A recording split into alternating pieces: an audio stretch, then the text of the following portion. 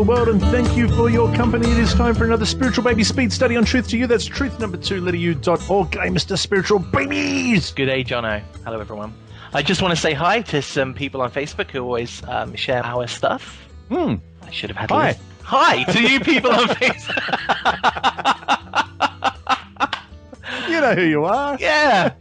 Yeah. You guys. I don't upset anyone by not mentioning anyone, so we're just going to say, you know who you are. Because we'll miss someone out. There's no doubt about it, because there's a lot of people that's been sharing. But thank you to everyone who has been sharing, and good day to you guys. And look, please do share if you find value in these quick speed studies. Then pass them on and share on Facebook. We really do appreciate it. Yeah, get involved. And if you have an idea for an interesting word, then let us know, and we'll see if it's possible for us to turn that into a video. Yeah, do that. Okay, so what are we doing today? What's the word? Today we're looking at all the instances where angel or messenger comes up in the book of Genesis. Malach. And what is the Strong's number? The Strong's number is 4397, and it pops up 17 times in the text. 17 times? Yeah. Interestingly, the first instance of angel that people probably think is there from Genesis in the Garden of Eden isn't listed as angel. It's a cherubim. So that's not cherubim today. Yeah, cherubim or cherubims if you look at some versions. Cherubims. Yeah, that's isn't that like saying cherubims? It's like saying sheepses. Yeah, you can. Sheepses. That's strange. Okay, so cherubim, which is the im on the end is the plural. To be honest, I'm not really sure how to categorize a cherub, but what we do know is that is the first occurrence in the Torah. It doesn't appear again until it begins to talk about the Ark of the Covenant. Right. That's right. Okay.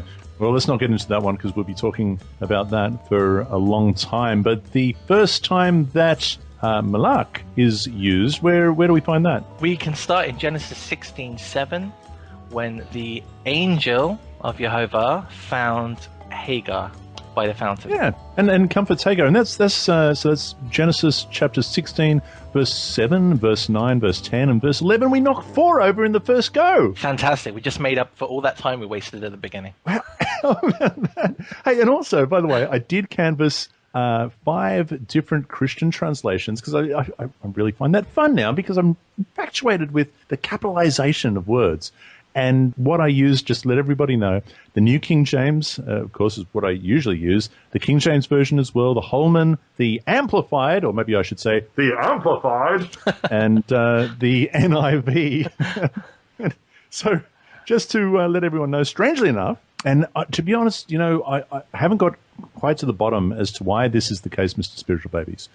But throughout all the uses of messenger, no one can really agree, except for one occurrence, and we'll get there eventually, as to whether it should be capitalized or not. But when they do capitalize, they're asserting something. I'm not too sure what that something is, but I'm guessing it's some kind of Christological suggestion. Do you think that's fair? I think that's fair. But yeah, I think the capital A is trying to infer that it's more than just a messenger and more than just an angel. It's interesting if you have a different translation at home, grab hold of your Bible and have a look at what they do to it if it is a Christian translation. But in this case, Genesis chapter 16, verse 7, 9, 10, and 11, 3 out of 5, Mr. Spiritual Babies, has a capital A. Wow. Okay, so the next one, when we get to the next one, we actually have to take a step back. Genesis 19, verses 1 and verses 15, speaks of the 2 messengers that go to Sodom to, go and get Lot and his family and destroy Sodom and Gomorrah. But we have to go back to chapter 18 to figure out who these guys are. What did you discover? Well, I found it very interesting reading through 18. We see that Abraham has some sort of revelation, and Jehovah appears to him, and then 3 men approach his camp. And they're never referred to as angels, but we know from the context we have to assume that they're the same people that are spoken of in Genesis 19. It's a fair assumption, and it seems to be generally accepted. And you're right, they are referred to in chapter 18, verse 2, as three men. And it appears, and there are some other explanations as well, but generally this is the idea that it appears one of them, they're all messengers, but they're described as men. One of them stays and speaks with Abraham in the first person of Yehovah, speaks in the name of Yehovah. And the other two continue on, it would appear. Now, it doesn't say that specifically until we get to Genesis chapter 19, verse 1. It says, and the two messengers, went to Sodom, or the two angels went to Sodom. We go, well, okay, that's the two that went on, and one stayed behind and chatted with Abraham. Now, there are some other understandings, but that's generally the idea. And if that is the case, then those three messengers were men. One man speaking in the first person as Yehovah. But it goes on to Genesis 21, verse 17, and that, again, is a messenger of God. Now, the first one in 16, it says messenger of Yehovah. In this case, it's a messenger of God to Hagar. And by the way, Mr. Spiritual Babies, the two messengers in chapter 19 and the messenger in chapter 21, none of the 5 Christian translations that I canvassed had those as capital A's. Didn't like those, didn't want to put capital A's on those at all. The next one is 22, verse 11 and verse 15. Again, a messenger of Yehovah to Abraham. Both verses, 3 out of 5 had capitals. Couldn't agree. What's the next one? 24:7. Jehovah God of heaven, which took me from my father's house and from the land of my kindred, which spake unto me and swore unto me, saying, unto thy seed I give this land. He shall send his angel before thee. Before thee. Now, the thee is, that's very King James English of you. Yep. Before thee, that's we assume is Eliezer, which is Abraham's servant. It doesn't actually say that, but it does say that it is Abraham's servant. And Abraham is telling him, go and get away from my son Isaac. Yehovah will send his angel before you. So it'll be all good. And then, of course, in 24, chapter 40, the messenger, the servant, the servant is telling Laban, who we're going to talk about a little bit later, the words that Abraham spoke to him regarding Yehovah sending a messenger before him. Now, both of those verses, 1 out of 5. 1 out of 5 has a capital A in angel. Wow. I'd kind of expect more because it's kind of a protective figure and... Yeah, no, they couldn't agree on that one, and most of them thought, you know what, not going to go with the capital. One of them did. Now, the next one, now that's it, Mr. Spiritual Babies. When we talk about Abraham and angels, that's it. The next 6 occurrences, I think, is it 6, something like that, is in reference to Jacob. What are we looking at? We're looking at 28:12, Genesis 28:12, one of my favorite ones, where Jacob is resting and he sees a ladder with the angels of ascending and descending. Right. He's in Bethel. He's using a stone as a pillow. Mm-hmm. Boy, we could go. Hey, that's the stone of scone, right? That's the stone of scone. We could go on about that for a while. That's a bit of you. That's only around the corner. It's just over the water. Yeah, it's not very far away at all. No, we could talk about the stone of scone or whatever it is. Anyway, that's not the message of. That's not the topic tonight. Jacob is dreaming, and he gets to see the messengers going up and down. And you made the comment. What do you reckon they looked like? I reckon they look like men. I reckon they look like men. Maybe they look like men and women. We don't know. But what I don't reckon they had was probably wings and halos or harps. I think it's fair to say they did not have halos. Probably didn't. And maybe not harps, but I'd like to see them there with a little harp case. Maybe something from Gibson, and maybe a mandolin or a banjo. They have some downtime. I mean, it can't be easy going up and down that ladder. I mean, and the ladder is a good. They can't have wings because. That's right. If they've got wings, why do they have a ladder? Yeah, why walk when you can fly? No, so I tell you what, we could talk about Greek gods and how we arrived at that sort of image, but we don't have time for that either, Mr. Spiritual Babies. So the next one is Genesis 31, verse 11. What do we got? The angel of Jehovah spake unto me in a dream, saying, Jacob, and I said, Here I am. Or, to be fair, it says, Here I'm being pedantic. Jacob is recounting a messenger of God speaking to him in a dream. 3 out of 5 in my Christian translations. 3 out of 5 thought, we could probably get away with capitalizing that. 0 out of 5 when it came to the messengers going up and down the ladder, but 3 out of 5 in 31:11. 32 verse 1. And Jacob went on his way, and angels of God met him. And then, interestingly, in 32:3, just two verses on, in my version, which is in front of me, it says, "And Jacob sent messengers before him." So it's referencing messengers as messenger in this verse, but 2 verses prior, it's referencing them as angels. Same word. And this is a good example because here in verse 1, they have angels in all the translations that I looked at. 0 out of 5 capitalizing angels in this case. And only 2 verses later, using the same word, melakim, and it's translated in the Christian translations as messenger. And of course, it's quite obvious. Here we've got the messengers of Jacob to Esau, his brother. Again, 0 out of 5, give that capitals. Oh, now, the next one, of course, and the last one, Mr. Spiritual Babies, is Genesis 48:16. But before we talk about that, we have to go back because everyone's going, wait a minute, what about the guy that Jacob wrestled with? What's that? Just let me flick through my Bible here and have a look where the word messenger comes up. Nope, not there. Not there. That's not there. But I thought that he wrestled with an angel. I'm sorry. No. Who did he wrestle with? Well, we have to go with what the text says, don't we? Otherwise, we're kind of adding to it. What does it say? It just says a man.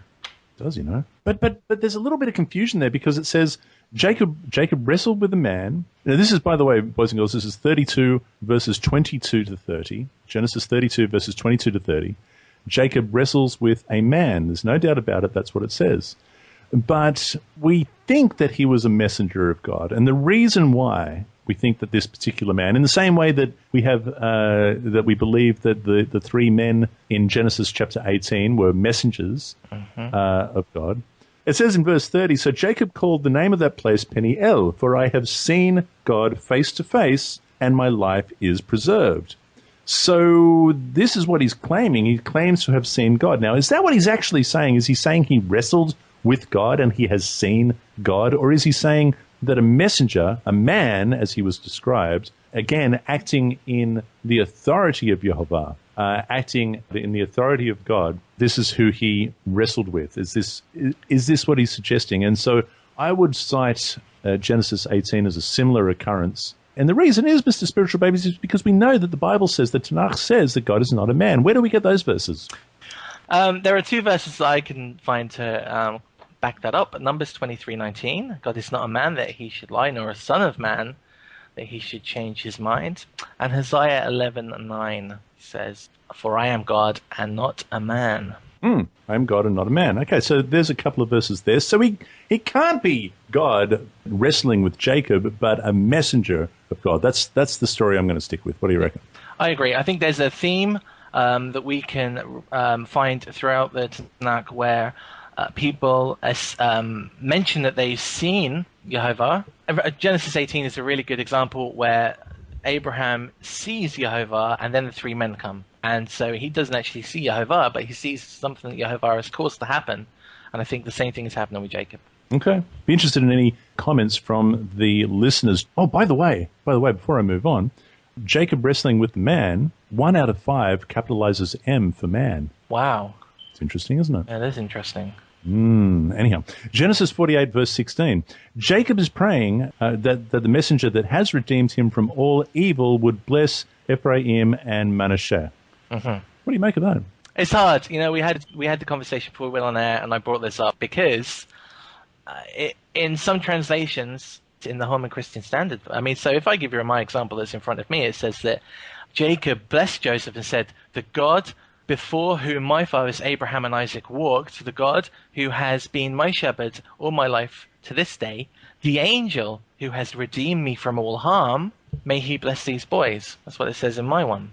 But your version, I think, might be slightly different. And I think mine's a little bit different. Okay, so let me read that blessing. God before whom my father Abraham and Isaac walked, the God who has fed me all my life long to this day, the angel who has redeemed me from all evil, bless the lads. Now, let me tell you what I think. This is a theory, and I would be interested in what the listeners have to say. If we go to Deuteronomy chapter 26, verse 5, it says, "And you shall answer and say, an Aramean tried to destroy my father, and he went down to Egypt and dwelt there, few in number, and there he became a nation great and mighty, and so on and so forth. And it's talking about Jacob and Laban, the relationship that they had. Now, if we go back in Genesis to chapter 31, then what we have is the story about Laban, who kind of gets a bit, ticked off that he hears that Jacob has fled. He's gone away. He's taken his wives and his children and his flocks and all that sort of stuff. And he goes to catch up with him, and he overtakes him. Now, on his journey, Mr. Spiritual Babies, he sleeps, he has a dream, and in his dream, what happened? The voice of Jehovah told Laban to deal, I think fairly is a good translation. Yeah, I think it says neither speak good nor evil to him. Deal fairly with him. He is warned in a dream from God. Now, okay, so Laban says in verse 29 of Genesis 31, "It is in my power to do you harm, but the God of your father spoke to me last night, saying, 'Be careful that you speak to Jacob neither good nor bad, and now you have surely gone because you greatly long for your father's house, but why did you steal my gods?'" Laban says to Jacob. Then they discuss that for a little bit, and he's saying, "Well, I didn't take your gods." He goes, "Well, my gods are missing." Then it says in verse 42, and I think this is Jacob talking to Laban, "Unless the God of my father, the God of Abraham, and the fear of Isaac had been with me, surely now you would have sent me away empty-handed. God has seen my affliction and my labor of my hands and rebuked you last night," referring to the dream that he had in the previous night. Now, it goes on to say that they made a covenant. There was a heap of stones as a witness to the covenant that they made, and all was good, and they parted and went there in their own directions. It says in verse 55, "Early in the morning, Laban arose and kissed his sons and daughters and blessed them. Then Laban departed and returned to his place. So Jacob went on his way, and the angels of God met him. And when Jacob saw them, he said, 'This is God's camp.'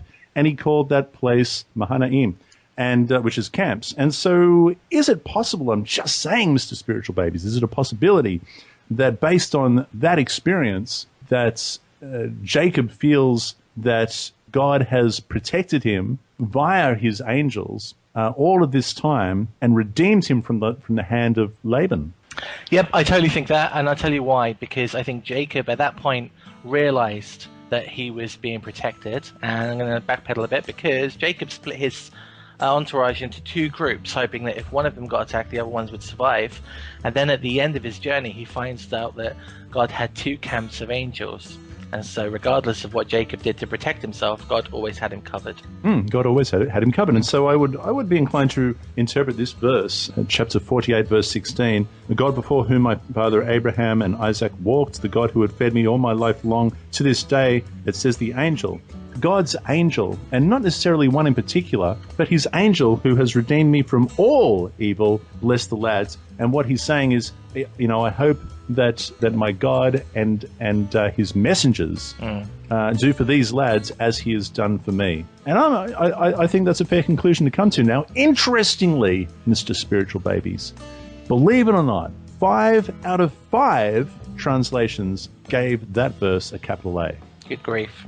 They all agreed we're dealing with something divine here or something Christological here in 48:16.